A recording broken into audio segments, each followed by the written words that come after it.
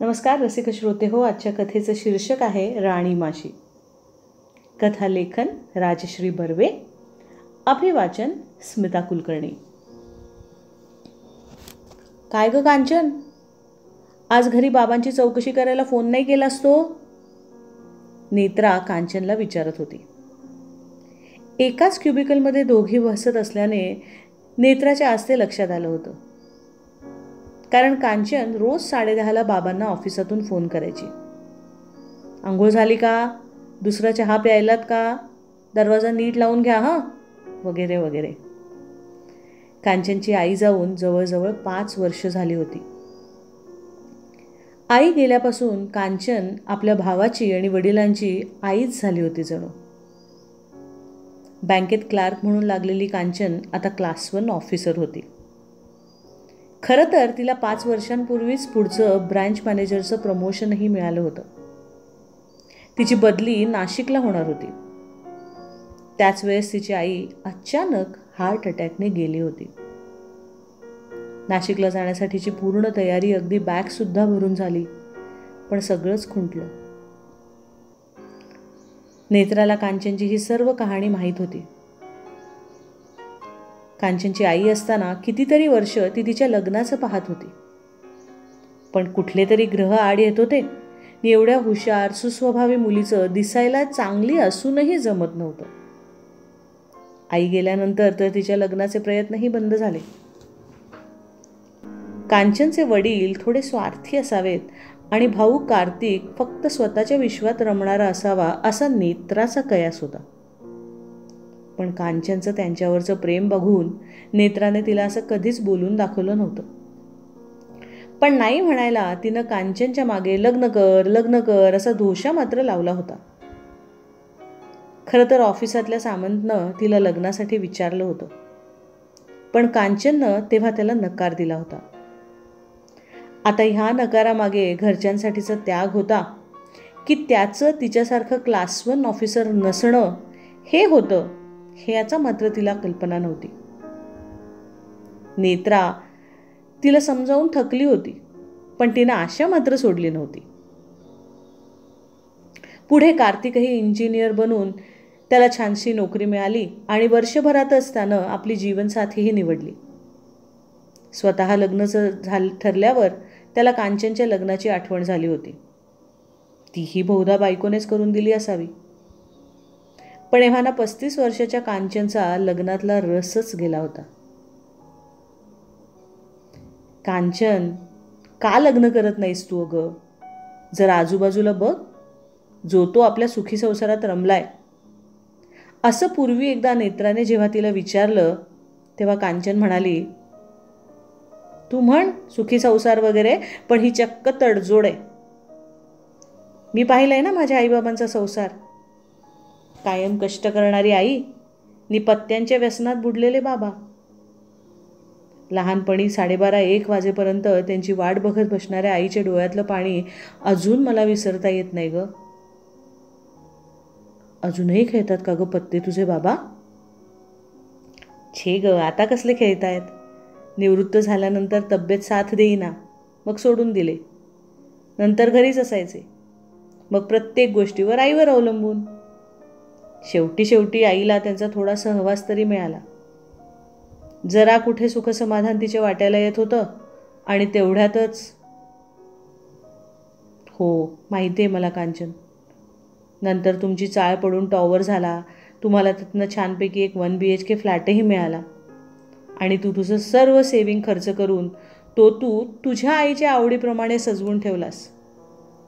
खरंच अजून थोडी वर्ष तुझी आई हवी होती ग. तुझं लग्न, तुझा संसार सगळं पाहिलं असतं तिनं. आलीस परत माझ्या लग्नावर? चल हात धुया, लंच टाईम संपत आलाय. अशा प्रकारे प्रत्येक वेळेस कांचन लग्नाचा विषय उडवून लावत होती. आई असेपर्यंत ती निदान सांगून आलेले मुलगे तरी बघत होती. पण आई गेल्यापासून मात्र तिनं आपल्या मनाचा तो कप्पाही बहुधा पूर्ण बंद केला होता. अर्थात घरून कोणी तिच्या लग्नाच्या बाबतीत फारसं उत्साही नव्हतं ही गोष्ट वेगळीच. नेत्रा कांचनच्या सर्व सुखदुःखांची साक्षीदार होती. आणि म्हणूनच अलीकडे कार्तिकचं लग्न झाल्यापासून बदललेली कांचन तिला ती जाणवत होती. कार्तिकच्या लग्नानंतर कांचन बरोबरच तिच्या वहिनीचा म्हणजे गार्गी हिचा हात आता किचनमध्ये वावरू लागला. एकाच घरात राहणाऱ्या 2 स्त्रियांमध्ये जर काही वादविवाद असतील तर त्याचं मोठं कारण किचन हेच असतं हे नेत्राला चांगलंच माहीत होतं. असाच एक दिवस ऑफिसमध्ये पार्टीचा बेत चालू होता. व्हेज किती नॉनव्हेज किती हे सगळं मोजणं चालू होतं.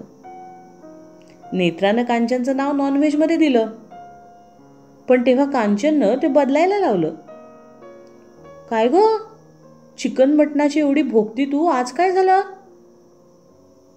त्यावर कांचन म्हणाली, उब्बग आलाय ग, हल्ली घरी जवळजवळ रोजच नॉनव्हेज असतं आमच्या, कारण गार्गीला आवडतं आणि तिच्याबरोबरीनं घरातले सगळेच खातात. गुरुवार म्हणून नाही की मंगळवार म्हणून नाही की संकष्टी नाही, सगळे आपले नुसते सारखे जिभेचे चोचले पुरवत असतात. अगं, तिला सवय असेल ग तिच्या माहेरी. लग्न झालं म्हणून काय अशा सवयी पटकन बदलतात का ग? जड जातं जरा. आणि काय ग, तू कधीपासून एवढी ऑर्थोडॉक्स झालीस? तू काही देवाधर्माचा इतका अवडंबर माजणवणारी नाही आहेस. अगं, देवाधर्मासाठीच असं नाही ग, पण आपल्या तब्येतीसाठी तरी निदान ही बंधनं आपण पाळली पाहिजेत ना. रोज तेलकट मसालेदार असं सगळं चांगलं आहे का, तूच सांग बरं. खरंच होतं कांचनचं. बाबांना BP डायबिटीज आहे म्हणून ती नेहमी पौष्टिक पण चविष्ट स्वयंपाक करीत असे. सूप, सॅलेड, ज्युसेस, फळं, पालेभाज्या सगळं आहारात असेल याची ती खूप काळजी घ्यायची. जाऊ दे ग, समजेल गार्गीला हळूहळू. काही समजत नाही. लग्नानंतर दोघांनी आपापली वजनं वाढवून ठेवली आहेत. लोक कौतुक करतात आणि म्हणतात, वा, लग्न चांगलंच मानवलेलं दिसतंय दोघांना. आणि त्यावर ही दोघं खुशही होतात. अगं, 7-8 किलोनं वजन वाढलंय त्यांचं. कांचन चांगलीच वैतागली होती. जाऊ दे ग कांचन, त्या नवरा बायकोना त्यांचं काय ते बघून घेऊ दे की. तू तुला आणि बाबांना काय हवं ते बनव, म्हणजे प्रश्न मिटला. नेत्रानं त्यातली त्यात तिला समजून सांगण्याचा प्रयत्न केला. अगं, तिथंच तर घोडं पेंड खाते ना. आता त्या दिवशी तुमची भटांची आंबट गोड आळूची भाजी बाबांना आवडते म्हणून मुद्दामून तुझ्याकडून रेसिपी घेऊन केली. पण गार्गीनं आदल्या दिवशीचं चिकन गरम केलं आणि यांना काय मग चिकन पुढं ती अळूची भाजी नकोशीच झाली. अळू आणा, साफ करा, भाजी करा, सगळे माझे कष्टच वाया गेले ग. आणि कष्टापेक्षा जास्त मला डावललं जातंय म्हणून वाईट वाटतं ग. कांचनचे डोळे ओलावले होते. नेत्रालाही कांचनचं आता वाईट वाटत होतं, कारण तिनं आई गेल्यापासून किती जपलं होतं त्या दोघांना. वडिलांची मोठी मोठी आजारपणं रजा घेऊन तिनं काढली होती. कार्तिकच्या शिक्षणाला हातभार लावला होता. त्याच्या आवडीनिवडी सांभाळल्या होत्या. त्यांच्यासाठी स्वतःचं प्रमोशन, लग्न या महत्त्वाच्या गोष्टीही बाजूला ठेवल्या होत्या तिनं. आणि आता त्यांना असलेली हिची गरज संपली म्हणून सगळं बदलत होतं का? कार्तिकचं लग्न ठरलं तेव्हा आधी खूप खुश असलेली कांचन हल्ली मात्र नाराज होती. लग्न झाल्या झाल्या पहिली कुऱ्हाड आली ती तिच्या बेडरूमवर. एकमेव बेडरूम लग्न झालेल्या भावाला खाली करून देणं आवश्यकच होतं. त्यांच्या लग्नाच्या आधी रात्री उशिरापर्यंत TV पाहायचा असतो म्हणून बाबा आणि कार्तिकला उशीरच होतो यायला म्हणून तो असे दोघेही बाहेर हॉलमध्येच झोपायचे. शिवाय सकाळी लवकर उठून कांचन बेडरूममध्ये सतारीवर रियाजही करत असे. पण आता तिला हॉलमध्ये झोपायला लागल्यापासून बाबांना सकाळी जाग येईल म्हणून तिला तिचा रियाजही बंद करावा लागला होता. तिचं कपाटही तिला आता हॉलमध्ये आणावं लागलं होतं. तिचं वाचन, गाणं, सतारवादन, व्यायाम सगळ्यांच्याच वेळांवर बंधनं आली होती. जोडप्याला प्रायव्हसी लागते तशी एकट्या माणसालाही लागतेच ना. बेडरूम कब्जात घेऊन झाल्यावर गार्गीने आपला मोर्चा किचनकडे वळवला होता. कार्तिक तर तिच्या ताब्यात गेला होताच, पण आता बाबांनाही सुनेचं अप्रूप वाटू लागलं होतं. ती त्यांच्या जिभेचे सारे लाड पुरवत होती ना. त्यामुळे कांचनची आहाराची बंधनं त्यांना आता डाचायला लागली होती. पण या सर्व गोष्टींचा कांचनला त्रास होत होता. पण यात खरं तर गार्गीची काही चूक नाही हे कांचनला समजवायचा नेत्रा प्रयत्न करायची. नेत्रा जशी तिच्या नंदेशी प्रेमाने वागते तशी गार्गी आपल्याशी का वागू शकत नाही हा प्रश्न मात्र कांचनला पडायचा. पण 7-8 दिवस माहेरपणाला आलेल्या नंदेची सरबराई करणं वेगळं आणि आपल्या संसारात कायमस्वरूपी असलेल्या नंदेचं मन सांभाळणं हे वेगळंच. हे कांचनला समजावणं नेत्राला हल्ली गरजेचं वाटू लागलं होतं. दर 10-15 दिवसांनी असं काहीतरी व्हायचं. तसंच परवाही झालं. कार्तिकचा वाढदिवस म्हणून दरवर्षीप्रमाणे कांचन ऑफिसातून लवकर निघाली. जाता जाता त्याच्या आवडीचं श्रीखंड आणि बर्डीचा केकही घेऊन गेली. गेल्या गेल्या तिनं झटपट पुलाव, छोले, अळूवड्या असा सगळा कार्तिकच्या आवडीचा मेनू तयार केला. जेवायच्या वेळेस गरम गरम पुऱ्या तळायच्या ठरवून ती हॉलमध्ये टीव्ही समोर येऊन बसली. तेवढ्यातच बाबाही देवळातून आले आणि म्हणून त्यांच्यासाठी चहा बनवण्यासाठी ती उठली. पण मनातल्या मनात गार्गीचं ती आश्चर्यच करत होती. एरवी तर गार्गी 6 वाजता येते, पण आज 7 वाजून गेले तरी पत्ता नाही आहे मॅडमचा. लग्नानंतरचा नवऱ्याचा पहिला वाढदिवस. सकाळी एक ऑफिसची घाई असते, पण संध्याकाळी तरी वेळेवर यायचं ना.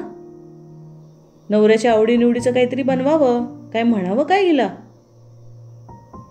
नेहमीप्रमाणे गार्गीला नावं ठेवण्याचं काम कांचनचं मन मनापासून करत होतं. पण मध्येच गार्गीला मध्ये आपण उगाचच खोट काढतोय हेही तिला जाणवत होतं. पण परत काही ना काही सबब काढून आपलंच बरोबर आहे हे ती मनाला पटवत होती. कांचनच्या मनाचं असं आंदोलन चालू असतानाच फोन खणखणला. हॅलो ताई, अगं केव्हापासून फोन लावतोय? नीट ठेवला नव्हता का? पर्समधला मोबाईल बाहेर काढून ठेवायचा असतो घरी आल्यावर. बरं ते जाऊ दे. ऐक, आज आम्हाला उशीर होईल घरी यायला. आम्ही हॉटेलात जातोय. तुमचं तुम्ही दोघं जेवून घ्या. लाचची किल्ली आहे आमच्याकडं, तुम्ही झोपलात तरी चालेल.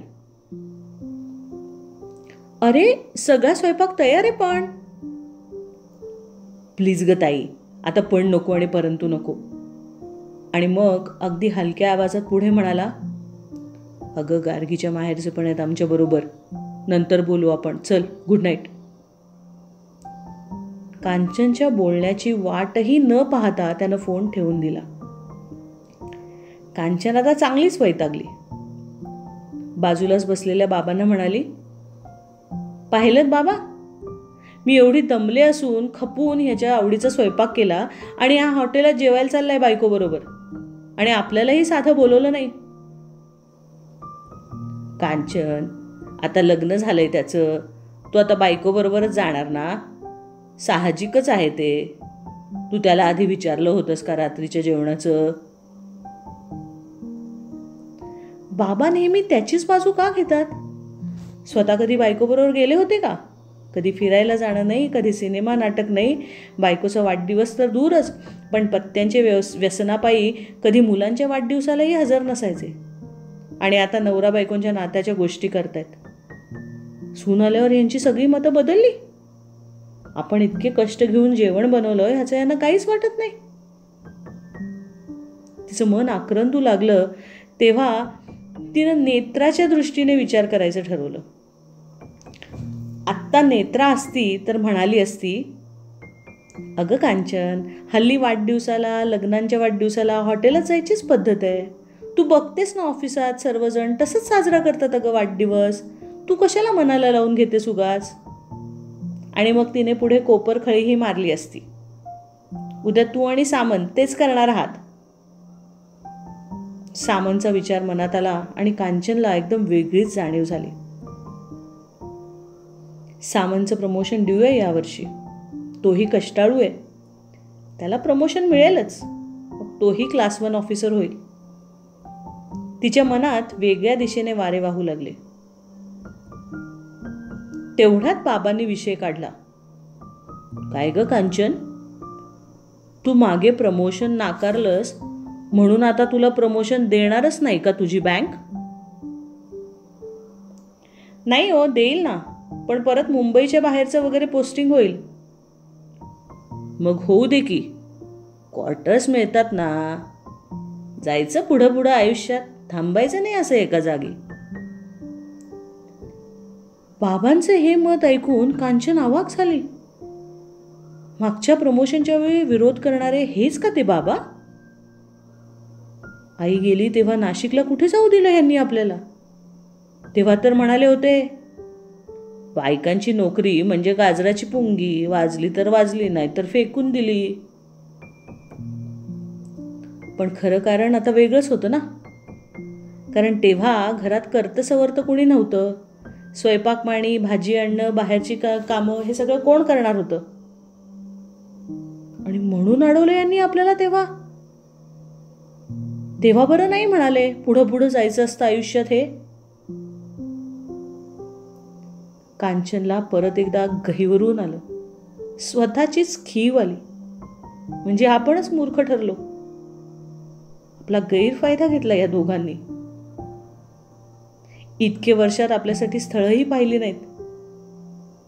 आणि आता कार्तिक मुलांवर मुलं सुचवतोय, ते म्हणजे माझी ब्याद या घरातनं जावी म्हणून. तसंही तो आधी गार्गीचा नवरा आहे आणि मग माझा भाऊ आहे, हे तर आज सिद्धच झालंय. पण बाबा, आता ते सुद्धा आपले राहिले नाहीत. त्यांनाही मी इथं राहू नये असं वाटते की काय? की माझ्या आणि गार्गीच्या मतभेदांची भीती वाटते त्यांना? प्रत्येक नात्याला एक आयुष्य असतं हेच खरं. ह्यांच्यातलं आणि आपल्यातलं नातं आता वृद्ध होत चाललंय का? विचारांच्या शृंखलेत कांचन अडकत चालली होती. तेवढ्यात बाबांनी टीव्ही लावला. मधमाशांवर माहिती देणारी कुठली तरी फिल्म चालली होती. माहिती देणारा सांगत होता, ही पहा ह्या पोळ्यातील राणी माशी. ही राणी माशी ह्या पोळ्याची मालकीण. इथे हिचंच राज्य. पण पुढे कधीतरी ह्याच पोळ्यातील इतर कामकरी आणि नरमाशांना जेव्हा दुसऱ्या राणीमाशीची गरज भासेल तेव्हा ते नवीन राणीमाशी शोधतात. आणि मग ह्या दोन राणीमाशांमध्ये तुंबळ युद्ध होतं. युद्धात जी जिंकेल ती ह्या पोळ्याची मालकीण बनते. नवीन राणीमाशी जर जिंकली तर ही जुनी निरुपयोगी झालेली राणीमाशी, तिला पोळं सोडून जावं लागतं एका नव्या पोळ्याच्या शोधार्थ, ज्याची मालकीण फक्त ती असेल. कारण एका पोळ्यात दोन राणीमाशा कधीच राहू शकत नाहीत. कांचन आश्चर्यचकित होऊन ही माहिती ऐकत होती आणि विचारही करत होती. दुसऱ्या दिवशी ऑफिसात शिरताच नेत्रानं तिला बातमी दिली. Kanchan, good news! अगं, तुझं प्रमोशन झालंय. अभिनंदन अभिनंदन अभिनंदन. आणि अजून एक गुड न्यूज, सामंतचंही प्रमोशन झालंय. आणि तिसरी आणि महत्वाची गुड न्यूज म्हणजे तुम्हा दोघांचंही पोस्टिंग पुण्यात झालंय. आता आम्हाला प्रमोशनचे पेढे मिळणार आणि लग्नाचे लाडूही, हो ना? बोल ना कांचन, पुण्याला जायची तयारी करणार ना आता? करायलाच हवी नेत्रा. दुसरं पोळं बांधायलाच हवं ग. कारण एका पोळ्यात दोन राणीमाशा कधीच राहू शकत नाहीत. खिडकीतून दिसणाऱ्या वडाच्या झाडावरच्या मधमाशांच्या पोळ्याकडे बघत कांचन म्हणाली. आणि तिच्या बोलण्याचा अर्थ न समजून नेत्रा फक्त तिच्याकडे बघतच होती. राणीमाशी ही कथा कशी वाटली नक्की सांगा. लाईक, कमेंट आणि शेअर करा. आणि अशाच अनेक कथांचा आस्वाद घेण्यासाठी या चॅनलला सबस्क्राईबही करा. धन्यवाद.